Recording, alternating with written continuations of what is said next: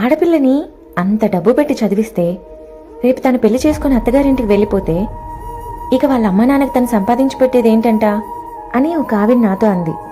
అసలు ఆడపిల్ల చదువుకుంటే అత్తగారింట్లో తను గౌరవింపబడుతుంది, తనకి ఏ లోటు లేకుండా ఉంటుంది.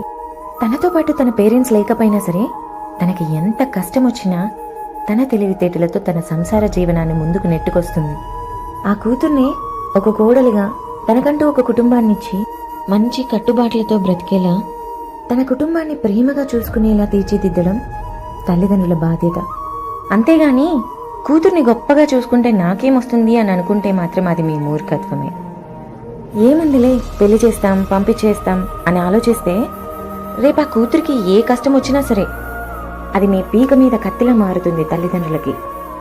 కూతురు పెళ్ళయ్యాక సంతోషంగా ఉంటే మాత్రమే తల్లిదండ్రులు ప్రశాంతంగా ఊపిరి పీల్చుకోగలరు. అంతా పెళ్లి చేసుకుని అత్తగారింటికి వెళ్ళిపోయే కూతురు చదువుకే పెడితే ఇక రేపు నా కొడుకు పరిస్థితి ఏంటి? ఇంకా వాడికేం మిగులుతుందంట? రేపు జీవితాంతం మమ్మల్ని చూసుకోవాల్సింది వాడే కదా. నిజమే, కూతురు వెళ్ళిపోతుంది, కానీ కొడుకు మీతోనే ఉంటాడు కదా జీవితాంతం.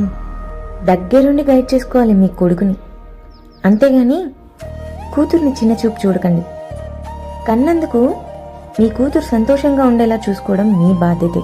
రక్త సంబంధం అంటే లాభ నష్టాలతో చూడటం కాదు, ప్రేమానురాగాలతో ఉండటం. కూతురైనా కొడుకైనా ఇద్దరూ సమానులే. ఆలోచించండి.